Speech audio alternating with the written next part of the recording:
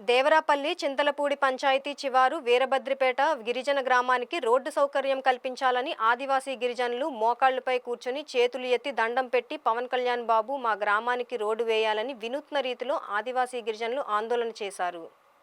వీరికి మద్దతుగా సిపిఎం జిల్లా కార్యదర్శి వర్గ సభ్యులు డి వెంకన్న మద్దతు తెలుపుతూ మాట్లాడుతూ గతంలో ఈ గ్రామానికి చెందిన 3 చిన్నారులు రోడ్డు సౌకర్యం లేక మెరుగైన వైద్యం అందక వారం రోజుల వ్యవధిలో గమ్మెల ప్రవీణ్, సోకూరి చిన్నారి, గమ్మెల కావ్య 3 చిన్నారులు మృతి చెందారని తెలిపారు. వీరభద్రంపేట జంక్షన్ నుండి చింతలపూడి మెయిన్ రోడ్డుకు కిలోమీటర్ దూరం ఉంటుందని, కనీసం గ్రావిల్ రోడ్డైనా వెయ్యాలని గిరిజనులు మొరపెట్టుకున్నా పట్టించుకునే నాదుడే లేరని తెలిపారు. గత సంవత్సరం 9వ నెలలో బురదలో కూర్చొని రోడ్డు వెయ్యాలని గిరిజనులు నిరసన తెలిపారని, దీంతో అధికారులు హుటాహుటిన గ్రామాన్ని సందర్శించి సీసీ రోడ్లకు ఎస్టిమేట్ వేసి ప్రభుత్వానికి ప్రతిపాదనలు పంపినట్లు తెలియజేశారని తెలిపారు. కానీ ఇప్పటికీ ఈ రోడ్ల గురించి ఎవరూ పట్టించుకోవడం లేదని వాపోయారు.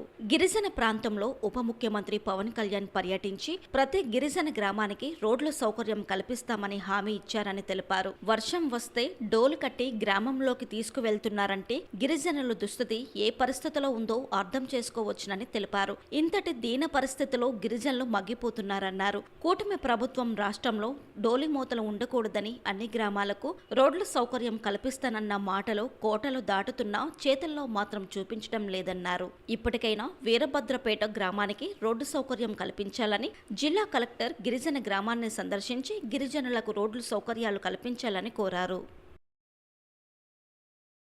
మండలంలోని చింతలపూడి పంచాయతీలో వీరభద్రపేట గ్రామం ఏదైతే ఉందో ఈ గ్రామానికి రోడ్డు సౌకర్యం కల్పిస్తామని గత సంవత్సరం 9వ నెలలోనే అధికారులు అందరూ వచ్చి ఇక్కడ ఎస్టిమేషన్ వేసి ఈ గ్రామాలకి మెటల్ సౌకర్యం లేదంటే సీసీ రోడ్డు వేస్తామని చెప్పేసి ఎస్టిమేషన్ వేసి ఉన్నతాధికారులకు పంపిస్తున్నట్లు తెలియజేయడం జరిగింది. అయినా కానీ ఈరోజు వరకు కనీసం ఒక్క రోడ్డు కాదు కదా, ఒక బెడ్ కూడా ఇక్కడ వేసినటువంటి పరిస్థితి లేదు. గిరిజనులందరూ కూడా ఈ రోడ్డు సౌకర్యం లేక నిత్యావసర వస్తువులు తెచ్చుకోవడానికి కానీ, పెన్షన్ సౌకర్యం కానీ, అదేవిధంగా స్కూల్కి పిల్లలు వెళ్ళాలన్నా కానీ, లేదంటే వైద్యానికి దేవరాపల్లి వెళ్ళాలని కానీ అనారోగ్యాలు పాలై ఇక్కడ తీవ్ర ఇబ్బందులు పడినటువంటి పరిస్థితి ఈరోజు కనిపిస్తూ ఉంది. ప్రభుత్వాలేమో మీకు రోడ్లు సౌకర్యం కల్పిస్తాం, ఎక్కడ ఏ గిరిజన గ్రామం ఉన్నా సరే మేము రోడ్డు సౌకర్యం కల్పిస్తామని చెప్పేసి ప్రభుత్వం చెప్తా ఉంది. పవన్ కళ్యాణ్ గారు ఈ ప్రాంతం వచ్చినప్పుడు ఎక్కడ ఒక్క గిరిజన గ్రామం ఉన్నా సరే అన్ని గ్రామాలకి రోడ్లు వేస్తామని చెప్పేసి పవన్ కళ్యాణ్ గారు చెప్పారు.